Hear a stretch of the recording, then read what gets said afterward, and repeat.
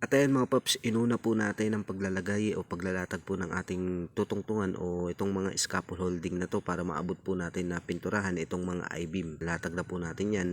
At dito mga paps, no, ang pipinturahan po natin dito ay 4 na piraso ng mga I-beam. Ito po yung suporta no, sa ilalim po ng tulay na nagdadala po ng bigat ng mga dumadaan po sa ibabaw. At ito po yung ibabaw niya mga paps. Ayan, napakarami pong dumadaan dyan mga paps, no? Hindi lamang po motor o mga SUV, kundi mga dump truck na din na mga loaded. At dito mga paps, simulan na po natin na pinturahan. So yung una kong ginawa dyan mga paps, no, ay tinanggal po muna lahat ng nakadikit dyan ng mga dumi. Yan po ay niliha ho namin ng papel diliha na number 80. At kasunod naman yan mga paps, pagkatapos po yan malinisan na yung surface po na bakal na po yan, yan po ay pinrimer. So yung gamit po natin na primer dyan ay epoxy primer white na gilder.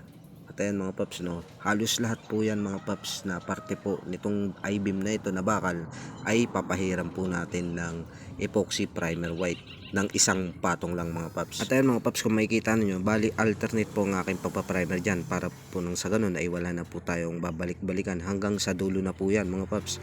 Yan po ay ating ipaprimer. After naman natin ma-primer ito mga paps, isusunod naman po natin yung ating magiging kulay. At ito na ang itsura niya mga paps kapag katapos po natin ito ma-primer. So ayan, bali lahat na po yan ay kulay puti na. So yung dati niyang kulay ay orange po yan. So gawa po na repaint po yung ating trabaho dito.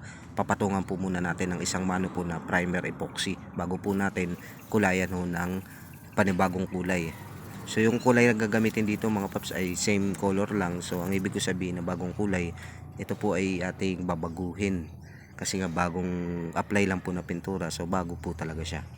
So ayan mga paps, bali sinimulan na po natin. Ang una po natin napipinturahan dito yung mga gipit, no, yung mahirap po madukot po ng baby roller. So gagamit po tayo ng isa pong paintbrush na 1.5 or kaya naman 2 inches na ating pang cutting para po madukot po natin yung hindi po naabot ng ating baby roller. Ang ating gamit palang pintura dito mga paps, no, ito po pala ay automotive enamel. Ayan po yung ating gamit na pintura dito kasi nga po ang automotive enamel ay maganda na pangpintura po sa bakal. At higit sa lahat, ito po ay makintab, no? Ang bali ang ating dumi dito ay dudulas lang. So konting punas na lang at saka kung i-repair man uli ito o kaya i-repaint ay medyo matagal-tagal pa na panahon bago po kumupas ang pinturang ito. So ayan mga paps, no. So yung mga proseso po na pagpipintura mga paps gaya po ng pagre-repaint po sa bakal, nakadepende po yan kung ang usapan o kaya naman sabihin natin ay DIY nyo lang. So maliit lang po siya na pipinturahan, pwede nyo po siyang pahiram po ng paint remover. So dito mga paps, hindi na po nangyari na pahiram po ito ng paint remover o bakbakin po yung dating pintura na nakakabit dito. Gawa po na ang pintura na nakakabit dito mga paps ay sobrang madikit pa at napakatibay. So yung ginawa po natin dito, bago po natin ito pinturahan, ito po ay ating ini-retouch yung mga kalawang na ating yung binakbak. Tapos yung mga bakbak po na pintura dito, yun po ay binakbak po natin at minasilyahan nang sa ganun ay maayos at maganda po siyang tignan. So ganun lang mga paps ang proseso po ng pagpipintura, lalo na po dito sa bakal, no? Kung makikita nyo naman po yung bakal na to mga paps, napakahaba po nito kasi ito po yung nagsisilbing tibay ng tulay, no? Kasi kung papahiram po natin ito ng paint remover, napakalaking gastos po na mangyayari dito at napakalaki po ng proseso na trabaho po rito.